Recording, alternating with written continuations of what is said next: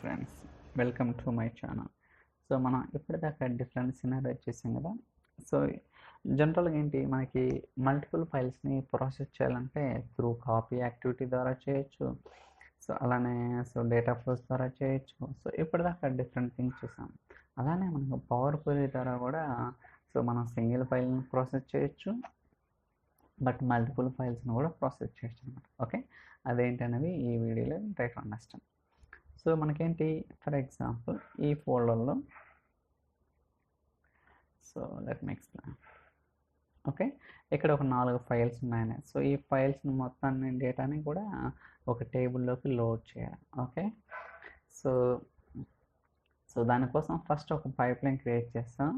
So pipe line ఏం చేస్తానంటే, first మనకేం కావాలి, ఫైల్స్ కావాలి. సో దానికోసం నేను గెట్ మెటాడేటా యాక్టివిటీ తీసుకున్నాను.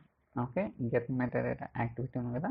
సో ఇక్కడ ఏం చేస్తున్నా అంటే, చైల్డ్ ఐటమ్స్ని కాల్ చేస్తున్నాను. అంటే ఆ ఫోల్డర్లో ఏదైతే ఫైల్స్ ఉన్నాయో అన్నీ కూడా లూప్ చేస్తున్నాను.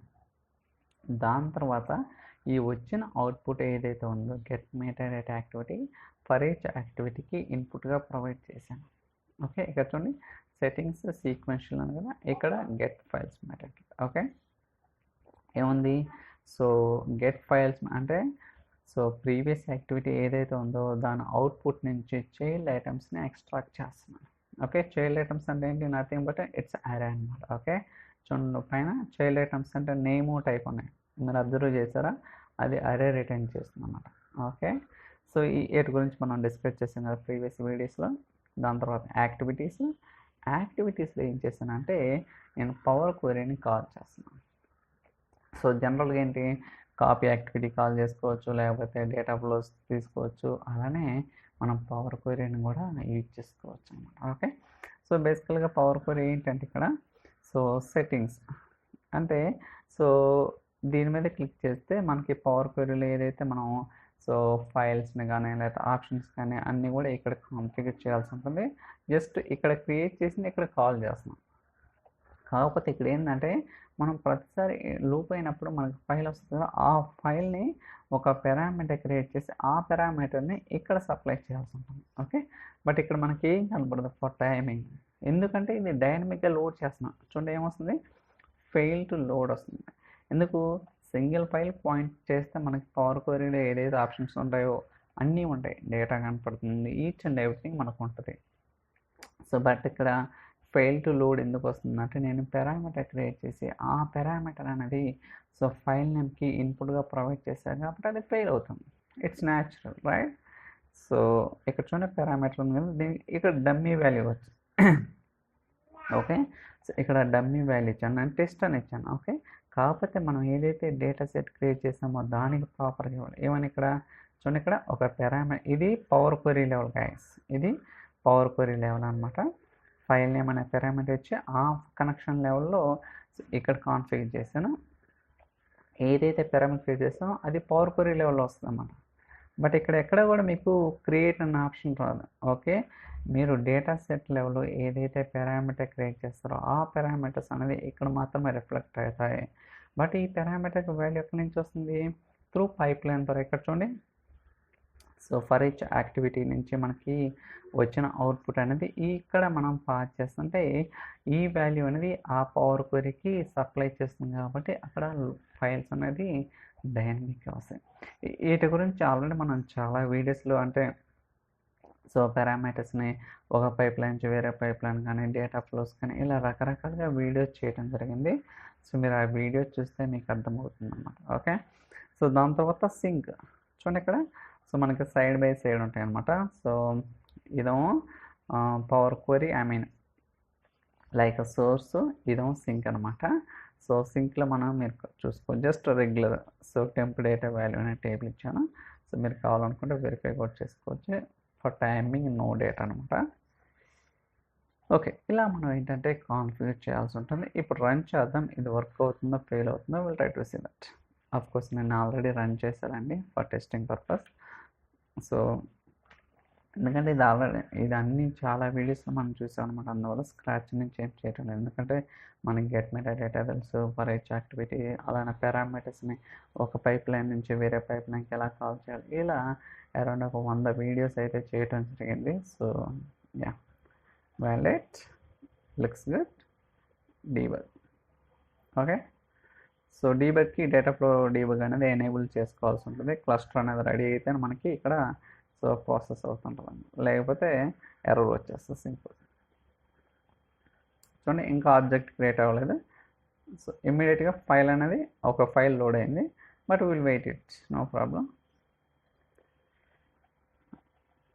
సి మనకి ఈ ఏడిఎఫ్ ఏదైతే ఉందో, సో బేసికల్గా so if you understand the concepts like activity ఏంటి, అలానే ఫంక్షన్స్, పారామీటర్స్, వేరియబుల్స్, ఇవన్నీ కూడా వన్ అండ్ ఈచ్ అదర్ అంటే it's part of the learning అనమాట. మనకి జనరల్గా ఎర్రర్స్ వస్తుంటాయి, ఈవెన్ నాకు కూడా. So I use to get daily errors while doing any scenario కావచ్చు, లేకపోతే ఏదన్నా ఎక్స్పెరిమెంటల్ కావచ్చు, రకరకాలుగా వస్తుంటాయి. It's part of the development environment. Okay, so we need to move forward, that's it. చూద్దాం ఎలాంటి ఎర్రర్స్ వస్తాయి. సో ఆల్రెడీ ఒక ఫైల్ లోడ్ అయింది కదా, సో నెక్స్ట్ ఫైల్ ఏంటో చూద్దాం. చూడండి ఇక్కడ, సో మనకి అవుట్పుట్ స్టేటస్లో కూడా సో గెట్ ఫైల్ లోడ్ అనేది ఒకటి సక్సెస్ అయింది, రెండోది ఇన్ ప్రోగ్రెస్లో ఉంది. ఓకే, సో బట్ ఇది కొంచెం ఒకసారి టైం పడుతుంది. చూడండి ఇక్కడ 59 సెకండ్స్ ఉంది, అలానే 51 సెకండ్స్, ఫస్ట్ దాని 2 సెకండ్స్లో అయిపోయింది, ఇది 6, still it's running status. Okay, 27. ఇది ఫర్ ఈచ్ లూప్ కాబట్టి ఇవన్నీ కాంబినేషన్లో తీసుకొని మనకి టైం స్టాంప్ అనేది 1 minute 20 seconds అలా పడుతుంది అనమాట. ఈవెన్ మీరు ఇక్కడేం చూసుకోవచ్చు, ఇంతకుముందు చెప్పే కదా. సో మెయిన్ ఏజ్లో పైప్ లైన్ రన్స్ ఉంది కదా, డీబగ్ కానీ ట్రిగ్గర్డ్ కానీ చూడండి ఇన్ ప్రోగ్రెస్లో ఉంది. ఓకే, ఎప్పుడు రన్ చేస్తున్నాం, మార్నింగ్ 22. ఓకే, ఇన్ ప్రోగ్రెస్ స్టేటస్లో ఉంది. ఓకే, స్టిల్ మీరు కావాలంటే రిఫ్రెష్ చేసుకోవచ్చు, ఆటోమేటిక్గా రిఫ్రెష్ అవుతుంది, మనం చేయాల్సిన అవసరం లేదనమాట each and everything. Okay, so still it's running state, 2 success అయినాయి. కాంటాక్ట్ డేటా కూడా వెరిఫై చేద్దాం. చూడండి, so I think almost 3 success అయినట్టుంది, ఇంకొక ఫైల్ పెండింగ్ ఉంది. సో అది కూడా సక్సెస్ అయితే మనకి ఎగ్జిక్యూషన్ అనేది కంప్లీట్ అవుతుంది అన్నమాట.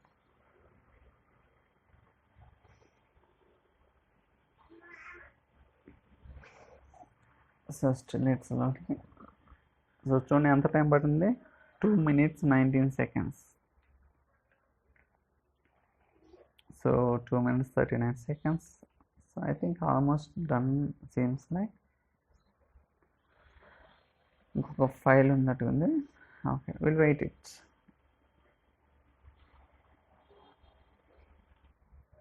సో 51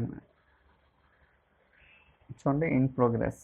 ఓకే, సో ఇది highest, second one highest time తీసుకుంది కంపేర్ టు ఫస్ట్ ఫైల్ 51, 54, 51, ఇది 20 seconds, because it's still in running state, right. So అంటే ఇది పైప్ లైన్ అది ఆల్మోస్ట్ 3 to 4 బిట్వీన్ ఆ టైం రేంజ్ తీసుకుంటాం అనమాట. చూడండి 3 minutes దాటింది కదా, బట్ వెయిట్ చేద్దాం. అంటే డేటా 4 records 3 records, అక్కడ మిలియన్స్ ఏం లేవు అనమాట. సో జస్ట్ 2-3 records మాత్రమే ఉంది.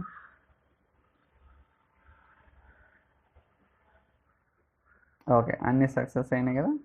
సో చూద్దాం, సో ఎన్ని రికార్డ్స్ వచ్చినాయి, 17 records వచ్చినాయి అనమాట. ఓకే, ఈవెన్ మీరు డేటా కూడా చూడొచ్చు, అన్నీ కూడా డిఫరెంట్గా ఉంటాయి. సో ఆఫ్ కోర్స్ ఇవన్నీ సక్సెస్ అయినాయి కదా, ఇది కూడా సక్సెస్ అవుతుంది, will wait it. So almost 4 minutes దాకా పట్టింది అనమాట ఎగ్జిక్యూషన్ అనేది, ఈవెన్ దో మనకి 17 records ఉన్నా. కాకపోతే ఇదేంటంటే కాన్ఫిగరేషన్ బట్టి ఉంటుంది అనమాట. Okay, so I think refresh చేద్దాం ఇంకోసారి. స్టిల్ ఇట్స్ చూడండి అన్నీ సక్సెస్ అన్నమాట. ఇలా మనం ఏంటంటే సో మల్టిపుల్ ఆప్షన్స్ ఉంటాయి. కాపీ డేటా యాక్టివిటీ కావచ్చు, లేకపోతే డేటా ఫ్లోస్ కావచ్చు, పవర్ క్వెరీ కావచ్చు. మీరు బేసికల్గా పవర్ క్వెరీ మీరు ఎవరైతే పవర్ బై తెలుసో వాళ్ళకి పవర్ క్వెరీ ఈజీగా ఉంటుంది. ఎందుకంటే మనకి అక్కడ ట్రాన్స్ఫర్మేషన్స్ కావచ్చు, లేకపోతే డిఫరెంట్ ఆప్షన్స్ అన్నీ కూడా సో తెలుసు కాబట్టి ఈజీగా, అంటే అది పెద్ద కష్టమేం కాదు. It's very easy to understand also. It's not a big deal అనమాట. ఓకే, ఐ థింక్ ఈ వీడియో మీకు నచ్చిందని అనుకుంటున్నాను. ఇన్ కేస్ ఈ వీడియో కనుక మీకు నచ్చితే like, share, subscribe. Thank you so much for watching. Bye.